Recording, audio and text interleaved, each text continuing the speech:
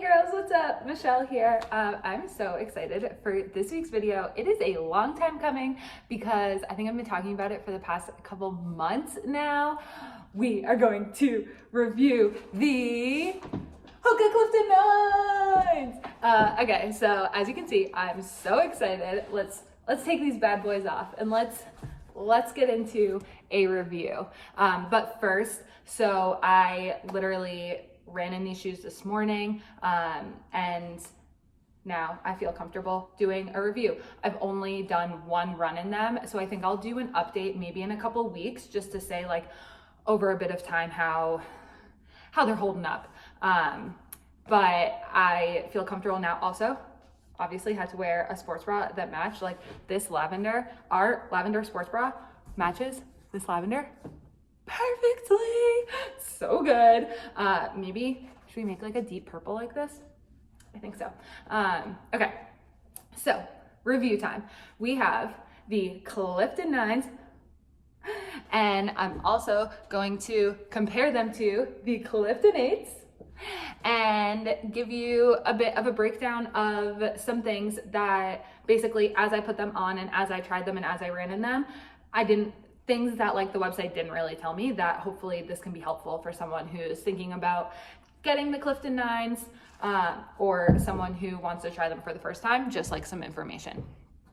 First off, let's get into the weight, because I think it's really interesting that I have on my computers behind where I'm filming the stats of both the Clifton 8s and the Clifton 9s.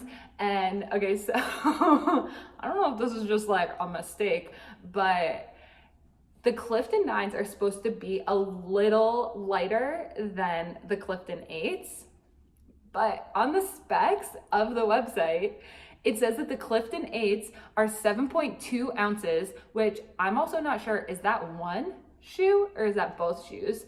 I think it's just for one, but I don't know. I have no idea. But okay, so it says for Clifton 8s, 7.2 ounces. Clifton 9s on the website, it says that they are 7.3 ounces, but in the like description, not the tech specs, it says more stack height, less weight. And it says that these are supposed to be 4 grams lighter, to be exact. I don't know. That doesn't make any sense to me. I'm not sure if it's a mistake or not, but we caught it. So anyway, to me personally, like feeling these shoes, which how am I supposed to say? And then feeling these ones, like maybe they feel a little lighter. I don't know, maybe. I can't really tell you based on like the weight of them, right? So we're just gonna have to go off that. But I do think that when I put them on, they felt light on my feet. So if that means anything to anyone, that was my experience when I put them on for the first time. Also, when I put them on for the first time, I don't think this is actually talked about on the website. The toe box of these are just the regular size, and these are size 7. These are also size 7. The toe box of these felt a little roomier than the 8s, which was really nice. It's nothing that like, I don't think you can see, like honestly, these look wider than these ones. But the toe box felt really spacious and really nice. And they almost felt like they had a little bit more length to them. Like they felt just a tiny bit bigger than the 7s usually do, which like, they're still my size. They still fit great. Like I really like them, but they felt a tiny, tiny bit bigger. Like I still think you should get your normal HOKA size. And for anyone who's trying HOKA for the first time, HOKAs do run big. So that means that in my typical run sneaker from any other brand, I'm a 7.5. In HOKA, because they run big, I'm a size 7. So hopefully that helps for anyone who is trying them for the first time. But if you're trying them for the first time, they have a really good return policy. So like feel free to return and like try them, get a couple sizes, return the one that isn't the right size. But you can also go to like an REI, to a running store. They should have these, and try them on there to really make sure you are getting the right size for you. Okay. So that's that. Then I also think it's really interesting that for these shoes, these are made for neutral runners and neutral step, and same with the Clifton 8s, that's the same. And what you can do is, I've talked about this before, you can look on your old shoes and see where there's marking of wear. So like for me, it's down the center on my shoes usually, or like across. But if you like overstep or understep, pronate, anything like that, you'll be able to see it based on where there's more wear on your shoes. So with these, still for neutral runners. But the cushioning is different. So I don't know if that like is what adds to the lightness of them, but the cushioning on the regular Cliftons is more responsive. And then the Clifton, the Cliftons on the Clifton 8s is more responsive. The cushioning on, and they call it as like balanced, so it's like a middle ground. The cushioning on the Clifton 9s, I feel like I'm getting tongue-tied right here, is plush. So that is similar to the Bondis. So it's a bit softer of cushion and it's a bit more cushion. And then it's designed to provide like forgiving impact on your run while you're wearing them. But it doesn't actually impact the heel to toe drop, which is the same on both of these. So they both have a 5mm heel to toe drop. So that's nothing new. When you put them on, they feel the same in terms of like how they are. I actually felt like they had a bit more of like a push forward, a bit more of a rock. Maybe that's because of the cushioning. I don't know. But yeah. Okay. So then that's everything on like the actual specs of it. Also, just for anyone who's curious, I'm fully vegan and I love finding sneakers that are vegan, and the fact that HOKA and the Cliftons, which are my favorite running shoes, are also vegan. They don't use any animal products in them. I love that. So bonus points for HOKA there on that. Okay, so now let's get to the fit of them when I put them on and for running. And it's something that I've always said about the Cliftons is I do not have to break these shoes in. These shoes, at least personally for me, these shoes fit so well and fit to my foot. I would say almost perfectly, the best that any shoe has ever fit. I don't need to break them in. I can put these shoes on. I did not wear them before. I went for our Sunday run club run and they were great. They felt really good. Like everything was super smooth and like no problems there. These shoes, I do not have to break in. And I am not sure if this is good advice or not, but if you put on a shoe that does not feel good or feels like, oh, I need to break them in for a couple of weeks to really like get them to feel good, you might want to try a different shoe. I don't know if that's just me like getting lucky that these fit so well, but if there's something that isn't fitting well, it might not be that like you need to break it in, and it might just be that like it's not the right shoe for you. So definitely something to consider there. For these, I put them on and immediately I felt like the toe box was a little bit bigger.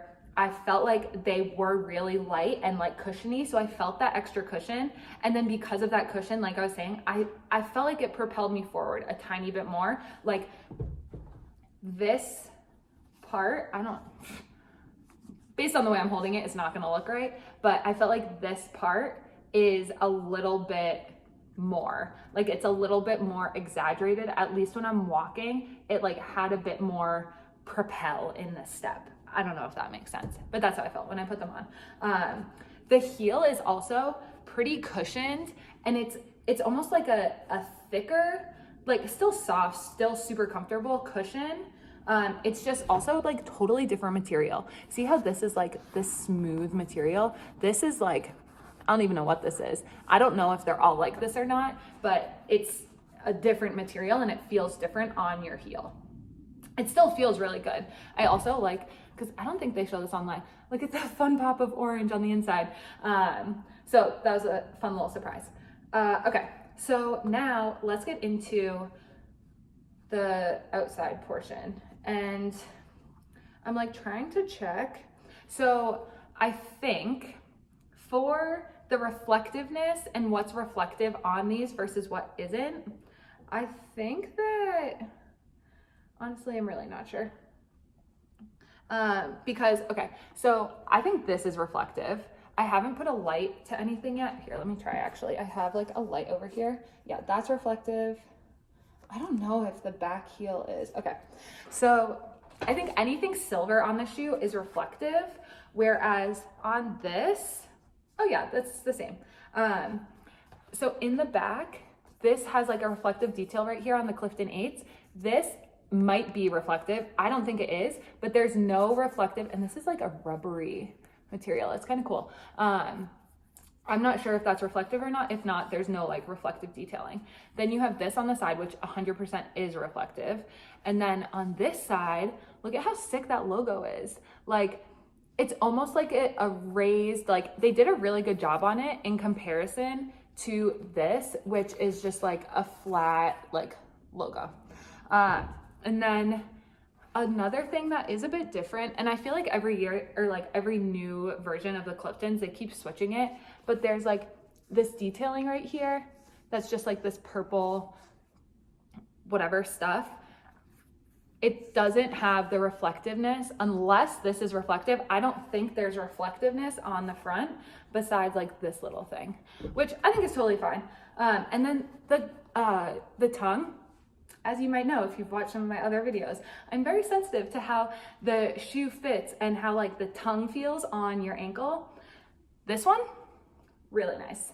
And it's also, it has a cute little like HOKA logo right there on the tongue, which is actually different than the 8s because the 8s have it like HOKA's written right there.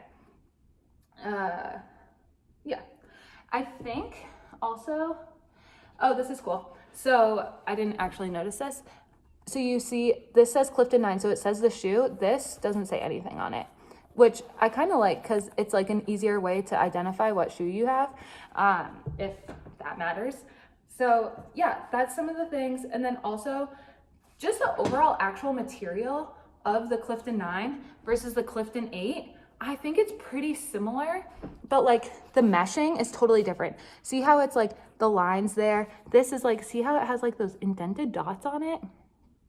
I don't know the difference or like why they switched it up so much. Like, I feel like that's a pretty drastic difference. I don't know, that might just be me. So it almost feels like thinner. Like it's a bit more breathable, maybe. Let's put my full hand in there. Or it's like another like protective layering. I don't know, who's to say? If anyone knows, post it in the comments. But yeah, also like, I just really love the lavender. Look how good it matches. That's why I had to go with this shoe. I'm also thinking about just, why not? Let's get another one in a different color just so that I have two that I can rotate through. But like, also, I just got the Project Clifton, so I still need to make sure I'm wearing those too. But in comparison to the Project Cliftons, these are so light. Those ones are pretty heavy, which I don't think is a horrible thing, but yeah. Anyway, okay, I think that's everything. If I were to recommend the shoe or not, I 100% would. This is probably gonna be my new go-to running shoe. Obviously, I love all the Cliftons. The Clifton is like the shoe for me. I'm curious to see how after a month or two of like running in these shoes, the cushioning makes a difference at all, if it makes a difference of like a more plush cushion on the Clifton 9 versus the kind of like balanced, slightly more responsive and not as plush of the Clifton 8s. So that'll be interesting to see.